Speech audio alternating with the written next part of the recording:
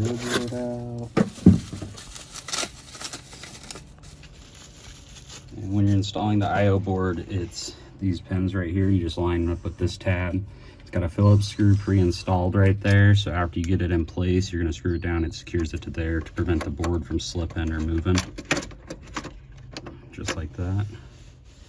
And you still have access to your 4-pin if you're doing automation.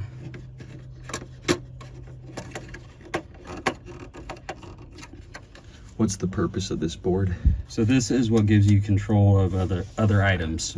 So like we're gonna hook up the, later on we're gonna hook up the lights because we have an underground brake, but we're gonna hook up the jet pump power to this, and then we're gonna feed the jet pump into that. So we'll be able to turn on the jet pump and the air blower. And then eventually we'll be able to hook the lights up into the other pump. So it'll work out how we want it to. Right here inside there, the box for the IO board is going to be the wiring diagram. And this kind of just shows you, it's a little bit different than typical relays that we're used to. So on this one, you're going to do your supply on the 1 and the 4, and then your devices are going to be on the 2 and the 3. And that goes for either way you're doing it. So if you're doing 110, it would only be the 1 and the 2 that you're using. But this case, we're doing it as a 240. So we're going to make sure we do the 1 and the 4 for these yellow hot leads, and then we'll hook our pump up to the 2 and the 3.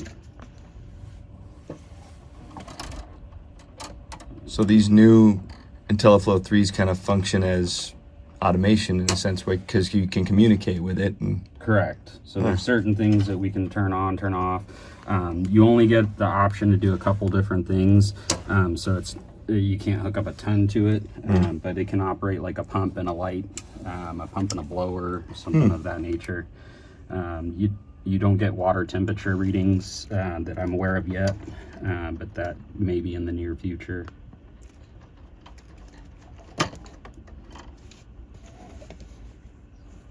that's pretty cool. It makes me wonder about the future of automation. Yeah. It's already rapidly advanced over the past 10 years. I mean, I can't even fathom what else they're going to do with it. I mean, you can already hook it up to Alexa and Siri. There she goes talking in my ear. You can hook the pump up to it? Yeah, you can hook your automation systems up to, so the Pentair Home App does work alongside with like Alexa and stuff like that. So you can program it and just say like, hey, Alexa, turn on the spa heat. Dang. Very cool. This one, you wouldn't be able to do the heat, but you could turn on the pumps and turn on the lights once we have them active. There's that portion of it. Now we're going to bring our jet pump whip up into there.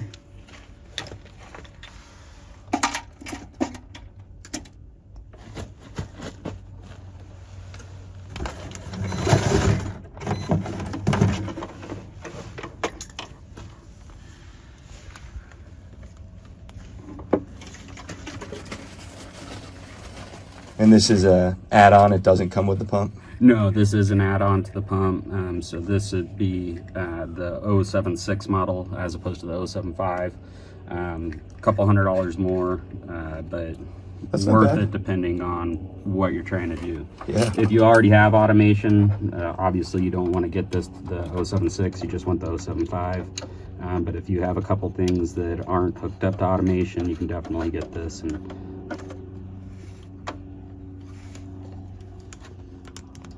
So like this system doesn't have any valves to turn, so, and it's separate, pool spa separate equipment.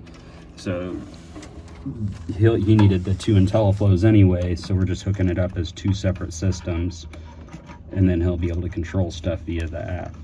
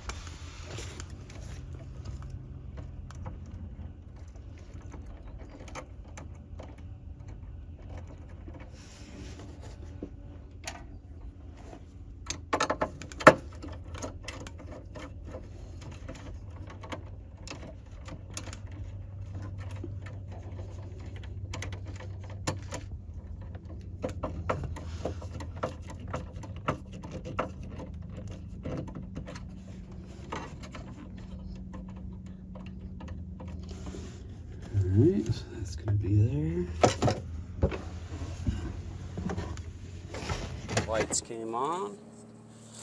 Make sure our GFI is reset. There we go. So now what we're going to do is we're going to go ahead and open up our Pentair app. It's Pentair Home for this.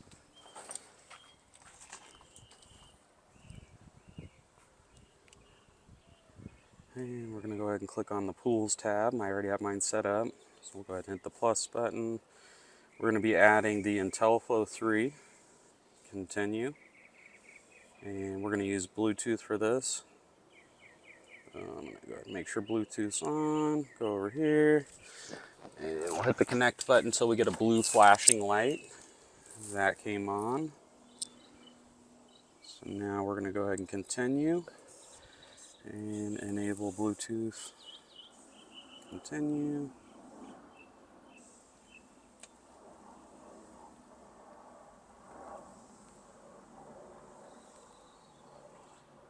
And it pulled it right up right there. And pair. Right now we're going to skip this for now, but when I set it up on the customer's phone, I have them go ahead and connect it via Wi-Fi. Then they have full control of it from anywhere. They don't have to come out and press the button to connect with Bluetooth or anything like that. It's just an instant connect. So we'll skip that for now. We're going to continue. This is where we can rename the pump. So when we have a lot of customers, we go ahead and name it after their last name or something of that nature. For this purpose, I'm just going to put Home Show Special. And save. And that just helps us differentiate it between properties. We can have multiple on here. Skip. So this is going to be the basic menu that you'll see in the beginning. So right now what we're going to do is we're going to connect the I/O board and add the relay to it. So we're going to go ahead and hit the settings, go to the relays. We're going to add both of these. So the low voltage one, that's going to be other. We're going to nickname that heater.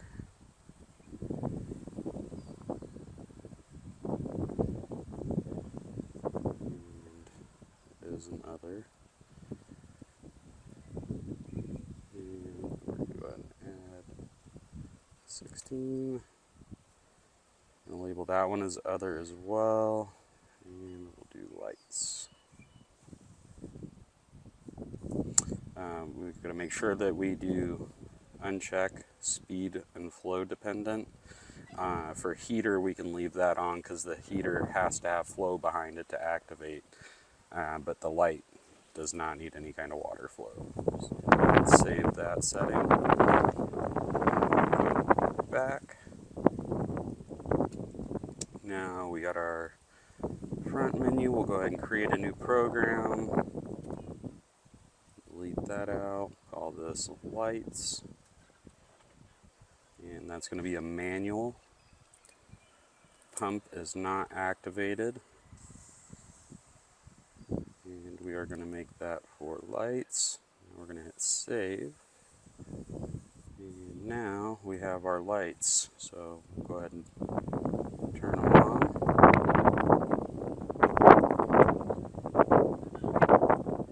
Enable the pump first. So now the light should have came on. Let's go ahead and check cool.